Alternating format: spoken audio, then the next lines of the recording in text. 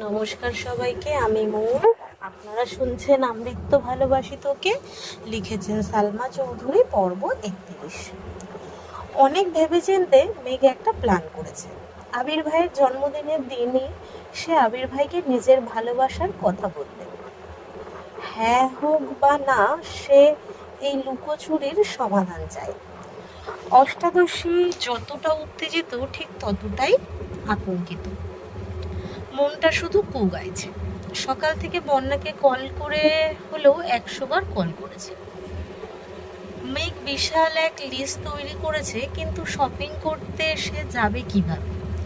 গতকালই রেজাল্ট দিল, এই অবস্থায় শপিংয়ে যাবে বললে আব্বু কি করবে আল্লাহ জানেন। আলী আহমেদ খান আর মালিয়া খান সকাল থেকে বেশ কয়েকবার মেঘকে বুঝিয়ে গেছেন, কিন্তু সেসব শুধু পড়াশুনো নিয়ে।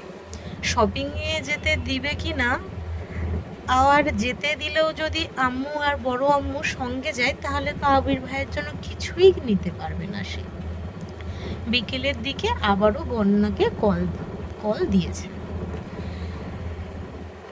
মেঘ বলল, আমি কি করব বল প্লিজ। বন্যা বলল, তোকে তো বললাম তুই বাসা থেকে বের হলে আমায় জানাস, আমি শপিংয়ে যাব তোর সাথে। কিন্তু বাসায় বসে থেকে কি করব করিস না। মেঘ বলল, বাসা থেকেই তো বের হতে পারবো না। বন্যা বলল, তাহলে একটাই উপায় আছে, অনলাইনে অর্ডার করতে পারিস। মেঘ বলল, সেটা কিভাবে করে? আমি তো কখনো করিনি। বন্যা বলল, আমিও করিনি, কিন্তু আপু মাঝে মাঝে অনলাইনে কেনাকাটা করে, কিন্তু বিস্তারিত জানি না। মেঘ বলল, এখন কি করব? বন্যা বলল, তোর ভাইকে জিজ্ঞেস করতে পারিস। মেঘ বলল, ভাইয়াকে বলার সাহস নেই আমার। যদি জিজ্ঞেস করে কি আনবো বা বলে আমি এনে দেই, তখন? বন্যা চিন্তিত স্বরে বলল, সেটাও হতে পারে, কিন্তু কিছু করার নেই। বের হতে যেহেতু পারবি না, তাহলে রিস্ক তো নিতেই হবে, আর না হয় বাদ দে। মেঘ ফোঁস করে শ্বাস ছেড়ে বলল, বাদ দিতে পারবো না, আমার জানতেই হবে উনি কাকে ভালোবাসেন। বন্যা পুনরায় বলল, যদি বলেন জান্নাত আপুকে ভালোবাসেন, তাহলে কি করবি? মেঘের কণ্ঠস্বর ভিজে আসছে। ভেজা কণ্ঠে বলল, তাহলে আমি এই বাড়ি ছেড়ে চলে যাব। যে বিশ্ববিদ্যালয়ে ভর্তি হব সেখানের হোস্টেলে চলে যাব, আর বাসায় ফিরবো না।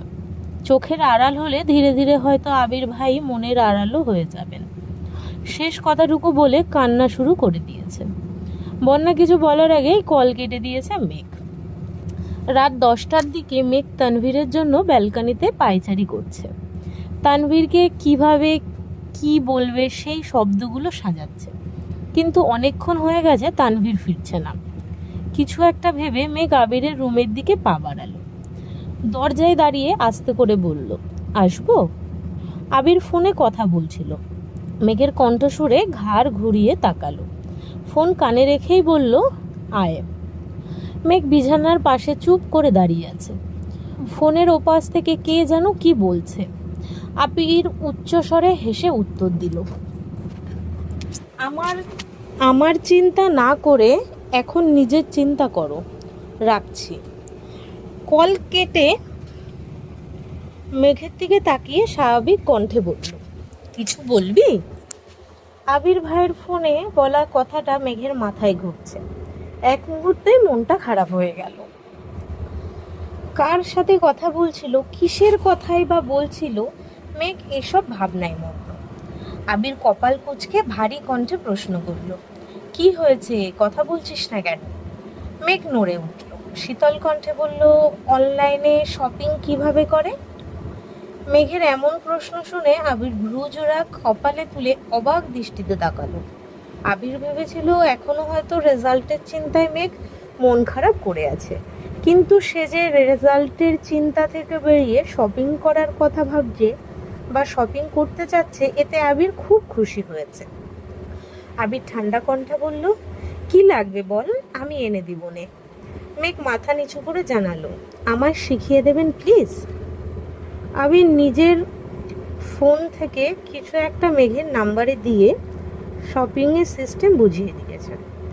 মেঘ চলে যেতে নিলে আবির ভারী কণ্ঠে বলল, দাঁড়া। মেঘ দরজার কাছে গিয়ে দাঁড়িয়ে পড়েছে।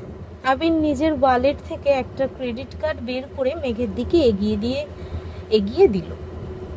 আবির পুরো কণ্ঠে জানালো, এই কার্ডটা আমার ছিল, আজ থেকে এটা তোর, যখন যা ইচ্ছে কিনতে পারিস।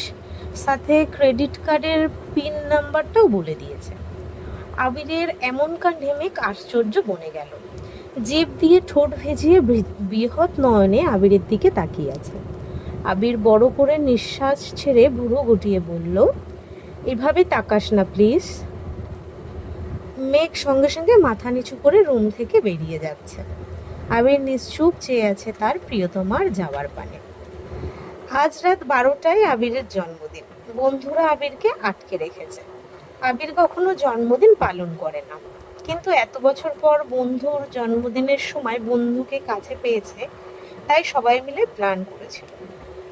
তানভীরকেও আগে থেকে সবকিছু জানিয়ে রেখেছিল। কাছের 4 বন্ধু আর তানভীর বাদেও আরো 20 জন বন্ধু আসছে।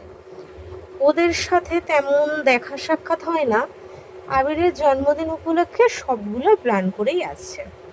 বিশাল বড় কেক, সাথে গিফট, পার্টি স্প্রে সব নিয়ে আসছে।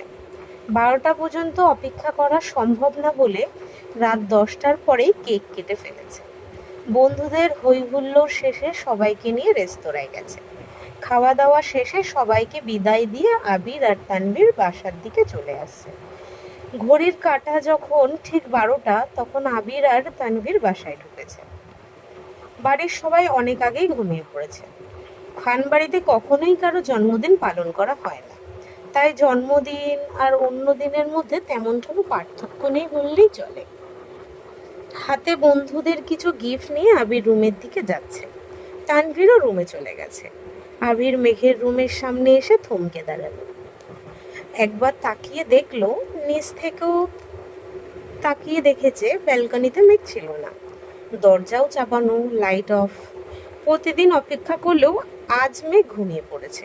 এটা ভেবেই আবিরের মন কিছুটা খারাপ হলো। যত ব্যস্তই থাকুক না কেন, আবিরের মাথায় সবসময় থাকে বাসায় কেউ একজন তার অপেক্ষা করছে। ভাবতেও ভালো লাগে। তবে আজ তার ব্যতিক্রম ঘটল। আবির কয়েক মুহূর্ত থেমে আবার নিজের রুমের দিকে চলে গেল। এক হাতে গিফটগুলো নিয়ে অন্য হাতে দরজা ধাক্কা দিতে আশ্চর্য নয়নে তাকালো। রুম জুড়ে মাটির প্রদীপ জ্বলছে, বিছানার উপর একটা কেক রাখা, তার আশেপাশে ছোট বড় বেশ কয়েকটা গিফট বক্স। অকস্মাৎ মেঘ পাশ থেকে একগুচ্ছ লাল ফুলের গোলাপ আবিরের সামনে ধরে কাঁপা কাঁপা গলায় বলল, হ্যাপি বার্থডে আবির ভাই। একটা সাদা রঙের জামা পরনে, চুলগুলো ছাড়া। এই কয়েক মাসে মেঘের চুলগুলো বেশ লম্বা হয়ে গেছে। চোখে গাঢ় করে কাজল দেওয়া, ঠোঁটে হালকা করে লিপস্টিকও লাগিয়েছে আজ। রুম জুড়ে জল করা প্রদীপের আলোতে মেঘকে দেখে আবির বশীভূত নয়নে তাকিয়ে আছে। বুকের বাঁ পাশে থাকা হৃৎপিণ্ডের তীব্র স্পন্দন জানান দিচ্ছে খুব শীঘ্রই একটা অঘটন ঘটতে যাচ্ছে। আবির ফুলগুলো হাতে নিয়ে চোখ বন্ধ করে দীর্ঘশ্বাস ছাড়ল। কিন্তু হৃৎপিণ্ডের ছুটোছুটি কমছে না, বরং দ্বিগুণ বেড়ে গেছে। মেঘও তাকিয়ে আছে আবিরের মুখের পানে। আবির ভাইকে দেখে সব সময়ের মতো আজও মেঘের হৃৎস্পন্দন জোরালো হল। আবিরের মোহময় দৃষ্টি তাকে স্থির থাকতে দিচ্ছে না। মাথায় থাকা প্রশ্নগুলো ভুলতে শুরু করেছে। মেঘের কাজল দেওয়া চোখ আবিরকে নিয়ন্ত্রণহীন করে তুলেছে। আবির হাতে থাকা গিফটগুলো ড্রেসিং টেবিলে রাখতে রাখতে গম্ভীর কণ্ঠে শুধালো, এসবের মানে কি? আবিরের কণ্ঠস্বরে মেঘের স্বাভাবিক হল। মাথা নিচু করে ফেললো সঙ্গে সঙ্গে। কিছুই বলল না, নিস্তব্ধতায় কাটলো কিছু। আবির ফুলগুলোতে আলতো হাতে ছুঁয়ে সেগুলো বিছানার উপর কেকটার পাশে রেখে একটা ট্রাউজার নিয়ে ওয়াশরুমে চলে গেছে। আবির চলে যাওয়ায় মেঘ ধপ করে বিছানার পাশে বসে পড়েছে। আবির ভাই কিছু না বলেই চলে গেলেন। আল্লাহ জানে আজ কপালে কি আছে। আবির ভাই যদি কেক ফেলে দেন, যদি আবারও থাপ্পড় দেন, আনমনে হাবিজাবি ভাবছে। মেঘ বুঝতে পারছে না আবির ভাইয়ের জন্য অপেক্ষা করবে নাকি রুমে চলে যাবে। 5-7 মিনিট বসে থেকে মেঘ সিদ্ধান্ত নিল রুমে চলে যাবে। তারপর আবির ভাই যা করার করতে থাকুক। মেঘ উঠে কয়েক পা এগোতেই আবির ওয়াশরুমের দরজা থেকে বলল, কোথায় যাচ্ছিস? কেক কাটবো না? মেঘের পা থেমে গেছে, মাথা নিচু করে দাঁড়িয়ে পড়েছে সেখানে। আবির ওয়াশরুম থেকে বের হয়ে একটা সাদা রঙের টি শার্ট পরেছে, হয়তো ইচ্ছে করেই পরেছে। ভেজা চুলগুলো থেকে এখনো পানি পড়ছে, তবে মোছার চেষ্টাও করছে না। মেঘের কাছে এসে দাঁড়াতেই মেঘ কিছুটা কেঁপে উঠল। এই বুঝি থাপ্পড়টা মারবেন। নিজেকে বাঁচাতে সহসা দুহাত দুগাল চেপে ধরল। অষ্টাদশীর কাণ্ড দেখে আবির নিজের ভ্রু যুগল নাকের ডগায় টেনে নিল। স্বভাব সুলভ তপ্ত স্বরে বলল, এসব করার জন্যই সেদিন অনলাইনে শপিং শিখতে এসেছিলি? মেঘ মাথা নিচু করে ফ্লোরের দিকে তাকিয়ে আছে। আবির পুনরায় বলল, অনেক সুন্দর সাজিয়েছিস, অসংখ্য ধন্যবাদ। তবে এটাই যেন লাস্ট টাইম হয়। আমার জন্মদিন পালন করা ভালো লাগে না, আর এই বাড়িতে এসব কিছু চলে না। প্রথমবার পাগলামি করেছিস, তাই কিছু বললাম না। মেঘ আবিরের মুখের দিকে তাকিয়েছে। আবির তখনও তাকিয়েই ছিল। দ্বিতীয়বার সেই কাজল কালো চোখে চোখ পড়ায় আবির সঙ্গে সঙ্গে নিজের দৃষ্টি সরিয়ে নিয়ে বিছানার কাছে চলে গেল। ওই চোখে দীর্ঘ সময় তাকালে নিজেকে নিয়ন্ত্রণ করতে পারবে না সে। মেঘ আবিরের পাশে এসে দাঁড়িয়েছে, তবে মনে থাকা প্রশ্নগুলো করার বিন্দু মাত্র সাহস অবশিষ্ট নেই। তাই ভাবলো আজকের মতো কেক কেটে এখান থেকে পালাতে পারলেই বাঁচি। আবির কেক কেটে প্রথমেই মেঘকে অল্প একটু খাইয়ে দিল। যথারীতি মেঘও খাইয়ে দিয়েছে। ফুচকা খাওয়ানোর পর আজ আবির ভাইয়ের মুখে তুলে কেক খাওয়াতে গিয়েও মেঘের সেই পূর্বের অনুভূতি কাজ করছে। আবির নিচু হয়ে বাকি কেকটা কাটছিল। আচমকা মেঘের আঙুলে লেগে থাকা ক্রিম দু আঙুলে আবিরের গালে ছুঁয়ে দৌড় দিতে নিলে 1 সেকেন্ডেই আবির হাত চেপে ধরে ফেলল। আবির ঘুরে 2 পা এগিয়ে মেঘের কাছে গিয়ে দাঁড়ালো। আবির ভাইয়ের কাছে আসাতে মেঘ আতঙ্কে 2 পা পেছল। আবিরের হাতে মুঠোয় থাকা নিজের হাতটা ছুটানোর খুব চেষ্টা করছে, কিন্তু আবির শক্ত হাতে ধরে রেখেছে। আবির 1 পা এগোচ্ছে আর মেঘ 1 পা পেছোচ্ছে। মেঘ কাঁদো কাঁদো কণ্ঠে বলছে, আর জীবনেও এমন করব না, প্লিজ এবারের মতো ছেড়ে দেন। আবির তপ্ত দৃষ্টিতে তাকিয়ে এগিয়ে আসছে। মেঘ পেছাতে গিয়ে অনুভব করলো দেয়ালে পিঠ ঠেকে গেছে তার। আবিরের হাতে থাকা মেঘের হাতটা দেয়ালে চেপে ধরে একটু নিচু হয়ে অপর হাতে ছুঁয়ে দিল অষ্টাদশীর গাল। মেঘ গালে ক্রিম লাগানোর সঙ্গে সঙ্গে আবির কেকের উপর হাত রেখে সবটুকু ক্রিম নিজের হাতে লাগিয়েছিল, সেটাই মেঘের দুগালে লাগিয়ে দিয়েছে। মেঘের হাত পা কাঁপছে। আবির মাথা নিচু করাতে ভেজা চুলগুলো কপালে পড়েছিল। আবির অকস্মাৎ মাথা ঝাঁকাতে কপালে থাকা চুলগুলো কিছুটা সরে গেছে। সাথে সাথে চুলের পানি ছিটকে পড়েছে অষ্টাদশীর চোখে মুখে। সহসা 2 চোখ বন্ধ করে ফেলেছে মেঘ। আবির বিরক্তি ভরা কণ্ঠে বলল, আর কত জ্বালাবি? তুই কি একটুও শান্তি দিবি না আমায়? যা না করতে বলি তাই বেশি বেশি করিস। চোখে কাজল দিতে না করেছিলাম, তারপরও কেন দিয়েছিস? আমার ধৈর্যের সীমা অতিক্রম করতে কেন উঠে পড়ে লেগেছিস? আবির বুঝতে পারছে মেঘের নিঃশ্বাস বন্ধ হয়ে আসছে। আবিরের হাতে থাকা হাতটা খুব জোরে কাঁপছে। অষ্টাদশীর সম্পূর্ণ দেহ তীব্রভাবে কম্পিত হচ্ছে। আবির আপাত মস্তক দেখল একবার। আবির মেঘের হাতটা ছেড়ে 2 পা পিছিয়ে গেল। আবির দূরে সরাতে মেঘ যেন হাঁপ ছেড়ে বেঁচেছে। দীর্ঘশ্বাস ছেড়ে নিজেকে কিছুটা স্বাভাবিক করে রুম থেকে ছুটে পালালো। আবিরও দরজা পর্যন্ত এগিয়ে গেল। ততক্ষণে মেঘ নিজের রুমে চলে গেছে। আবির বিছানায় বসে ফুলগুলো হাতে নিয়ে গন্ধ সুখে দীর্ঘ চুমু এঁকে দিল। হাত ধুয়ে এসে ধীরে ধীরে সবগুলো গিফট খুলে দেখলো। অনলাইনে ছেলেদের জন্য যা যা পেয়েছে সবই নিয়ে নিয়েছে।